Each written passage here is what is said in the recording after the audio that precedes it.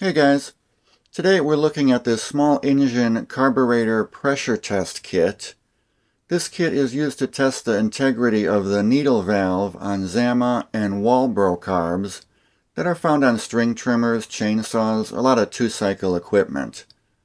The factory-approved tester for this is the Sten's one, which runs for over $75. But these knockoff versions can be found on Amazon for 25 to 30 bucks, around a third of the price. I have one of these here, and we're going to see if it's just as good. These come in a kit with a bunch of other accessories. This set came with a bunch of sections of extra fuel line, the Z and W metering gauges. I'll go over those in a future video. The tester itself comes in a little metal tin, which I wasn't expecting. Let's get this thing out of here. Here's the actual tester part. It has this green anodized finish on it. Then there's a fuel line reducer adapter and some small sections of fuel line. There was a third section of fuel line that was stuck underneath the foam. I'll find it later. The first thing I'm going to do with this is seal the end of the port with my finger and then pump it up to make sure it doesn't leak.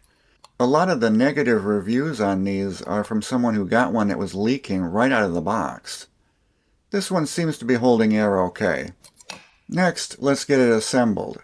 Here I'm installing the larger 1/4-inch fuel line on the end of the tester, and then we'll attach the smaller fuel line to the adapter and put the adapter into the other end of the 1/4-inch fuel line.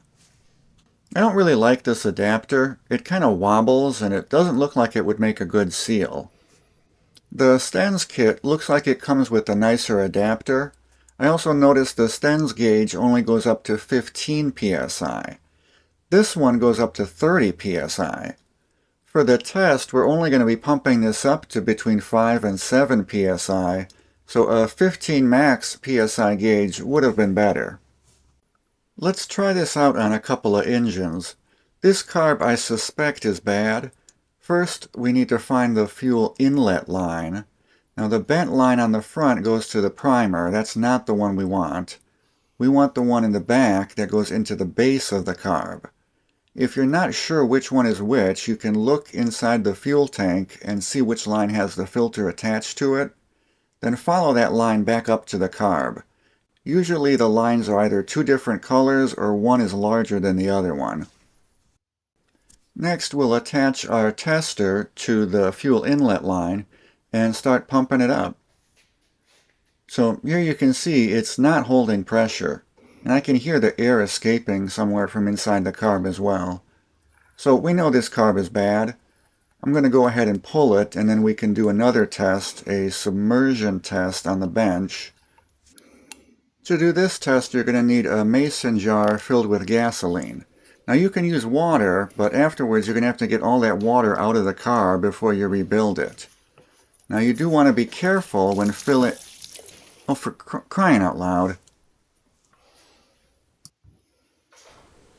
Okay, we're back, and our glass is half full. I got the carb hooked up to the tester, so now I'm going to submerge it in the jar. When I pump up the tester, you should see bubbles escaping. We'll move in for a close-up. You can see here the air is escaping from inside the venturi. Looks like it's coming out of the main jet holes. So I'm pretty sure the needle valve isn't sealing on this carb, and it needs to be rebuilt. We'll do that in a future video. Let's try this out on a different engine. This one has a slightly different variation carb. On this one, the fuel lines are all dried out and cracking. I'm hoping that's all that's wrong with it. So we'll hook the tester up to the fuel inlet again and start pumping it up to around 7 psi. Here you can see that it's holding pressure. And then we can turn the little valve on the bottom of the tester to release the pressure. Another test we can do is pump it back up and then hit the primer button a couple times. Each time you hit the primer button, the pressure should drop a little bit and then still hold. This is going to test the check valve in the primer circuit. So you can see here, each time I press the primer, the pressure drops a little bit, but it doesn't drop any further.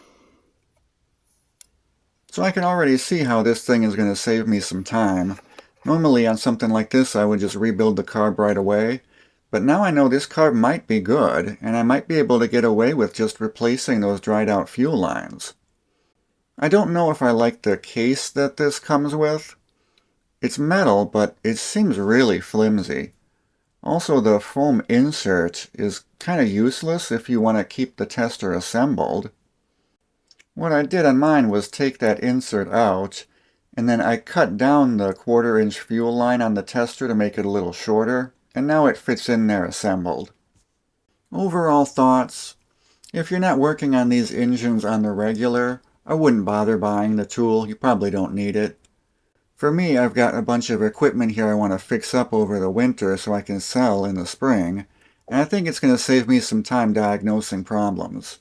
Example: there's 2 different types of kits you can get for these carbs. The first type is the rebuild kit, which comes with the needle valve and related hardware. On the first carb we tested that was leaking air, I need to get one of these kits. The other type is just a gasket kit. It doesn't come with the needle valve. So the second engine we tested, we know the needle valve is holding pressure, so it's good.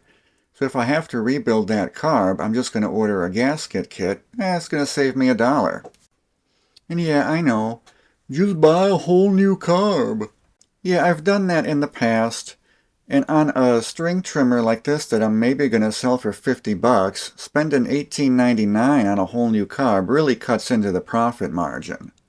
Also, I've had those new replacement carbs that were bad from the factory, where they weren't assembled correctly. So you can bet if I ever have to buy a new carb, I'm going to test it with this tester before installing it, just to make sure it's good. Alright, thanks everybody for watching. I've got more small engine repair videos coming. I've got 4 of these string trimmers to fix. I'll try and space the videos out in between the tool videos so you don't get bombarded with them. See you later. Bye.